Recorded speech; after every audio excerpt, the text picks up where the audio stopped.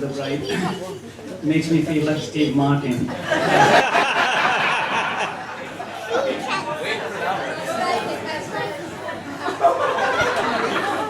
Dearly beloved, we are gathered here today. Okay, I'll be good, I'll be good. Don't worry, darling, your mom has told me what to do. In fact, she has given me a list of things to say. If I can find it. I know where it is. It's in the car. Oh, no, it's here. Okay. Number one, get haircut.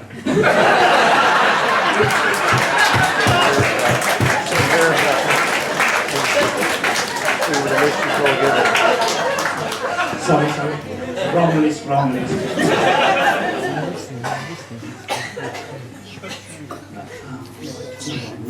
Is Mike here?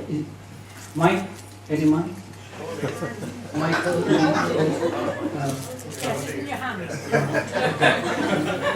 Do mic check, that's done.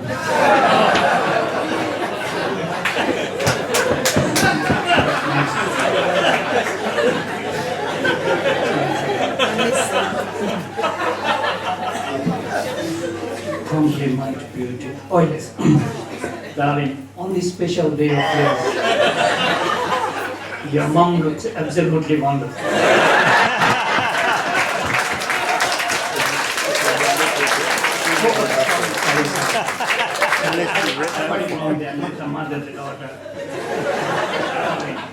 On this special day of yours, your sister looks absolutely wonderful. But I must confess that you look much more beautiful than the two of them put together.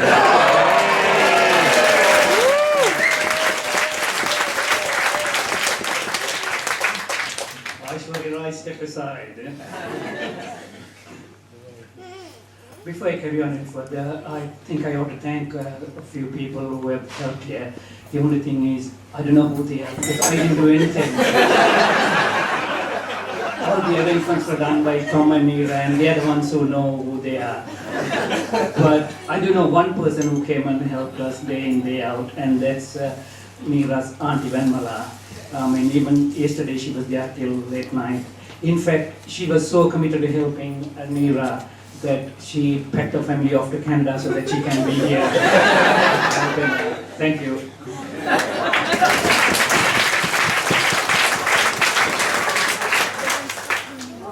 I think, first of all, I must start by welcoming Tom into our family, although I must confess I'm doing it with mixed feelings. Joy and happiness. And also, I want to take this opportunity to welcome Tom's family as well. Mama Curtis, brother Curtis, and soon to be I hope sister-in-law Curtis. And I know that Jeff is also up here in spirit, so Father Curtis too. We'd also like to welcome people who have come from far and wide. People have come from far away in the east, as Ceylon and Australia. Although some people from Australia think UK has only one airport. But we did locate the airport eventually. And it's nice to know that people have come here from Australia, because normally when Australians come to the UK, they only come to get a bit of culture.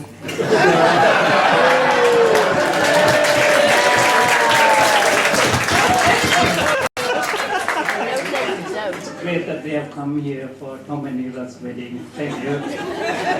People also have come from the west, far away from the west, North America. It's always good to have the Americans on your side, but beware their friendly fire. Also, welcome to the contingent from Bristol, the cultural capital of England.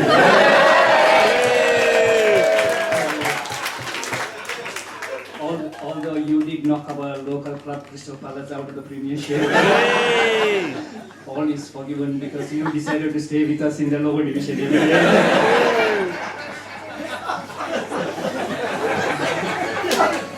I suppose I need to tell something about Neera now. It may not come as a surprise to you all that I have known her since birth. From the time she was born, underweight, a habit which she carries to this day.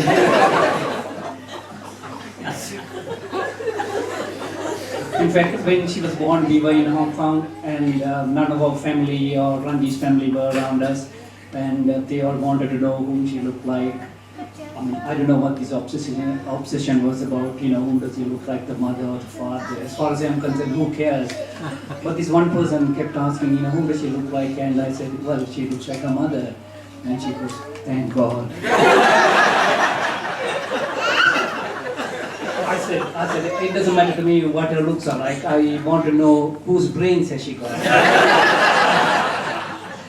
Anyway, she starts going to play school and nursery, and it turns out that she was quite intelligent, and this same person came and said, what you said is quite right. I figured out whose brain she has got. And I said, whose?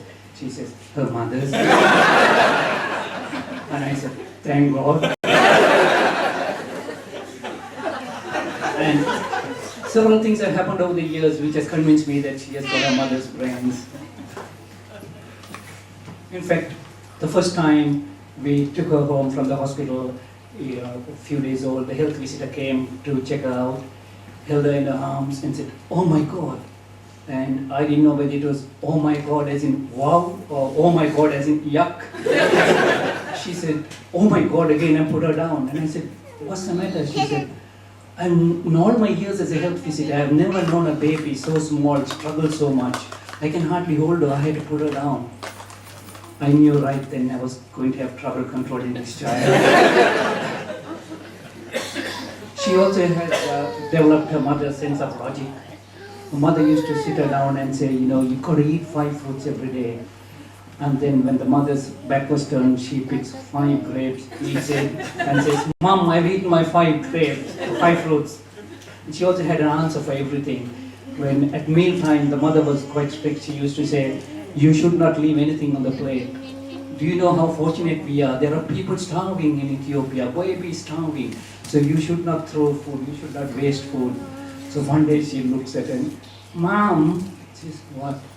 These people who are starving in Ethiopia, can we send them a food parcel? But most of all, it was in money matters that I found that she takes after her mother even more, because once when she was small, I had put all these 1p and 2p coins in a jar, and I took them and one day I gave it to her and to her sister.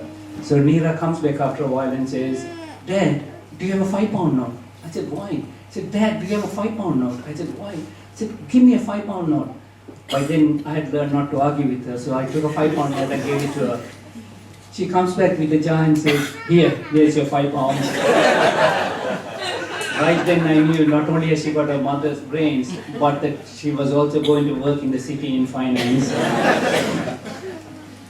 She was quite intelligent at school, and as she went through nursery school and primary school and secondary school and uni, realized how intelligent she was, and the more she studied, the more we realized she was getting more and more intelligent. And just when we thought that she couldn't get any more intelligent, she did so well. And then one day she comes home with trauma.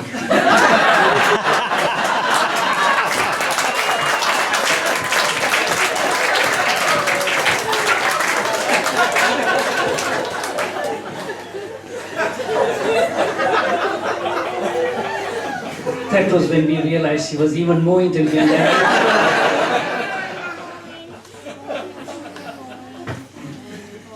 She also had learned this habit of wanting to believe what she wants to believe, because some of you all may be wondering, how did she meet Tom and how... Well, when she went to work, I've heard a few versions of it, but when she went to work at PwC, she was going through the list.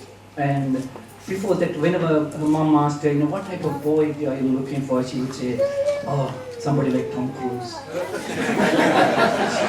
I'm told that she went through this list, and I don't know whether there was a typing error or not, and she came.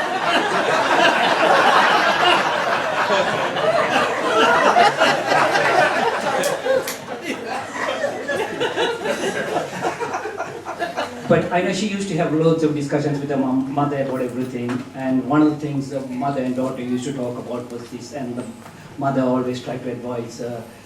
But she, having a mother's brains, of course, never really listened to the mother either. So one day they were having these high decibel, low intellect discussions about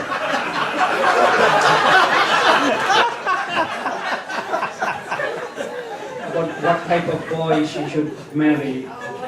And ultimately, in desperation, the mother says, "For God's sake, child, don't make the mistake I made."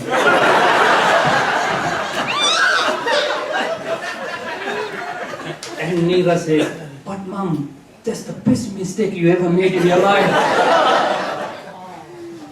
So then the mother gets really angry and she said, "Well, if you're not going to listen to me, I don't care whether you marry a Tom, Dick or Harry." Fortunately for Neera, there were no dicks in her office.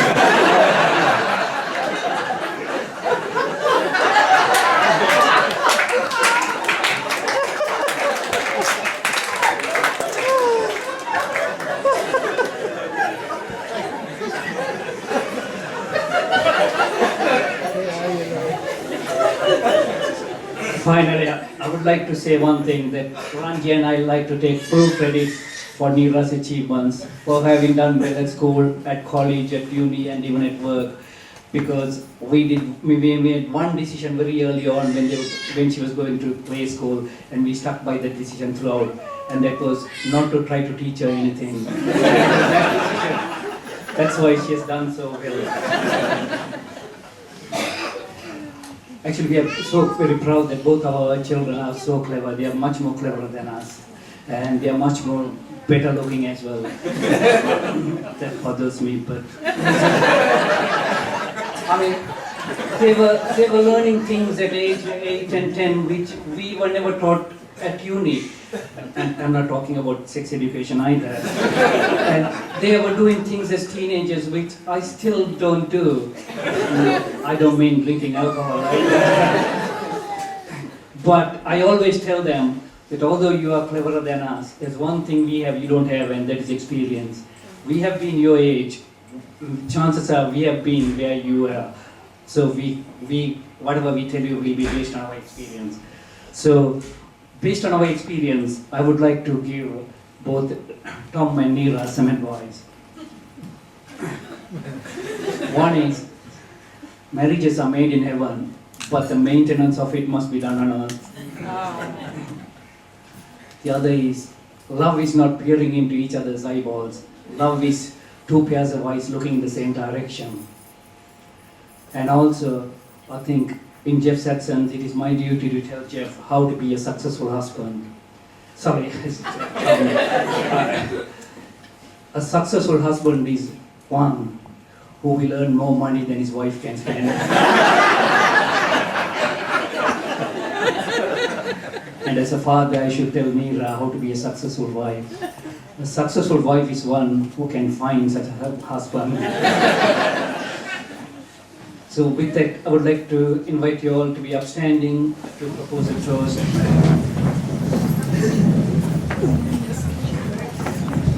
To Tom and Neera, wishing you to be the most successful husband and wife. Thank you.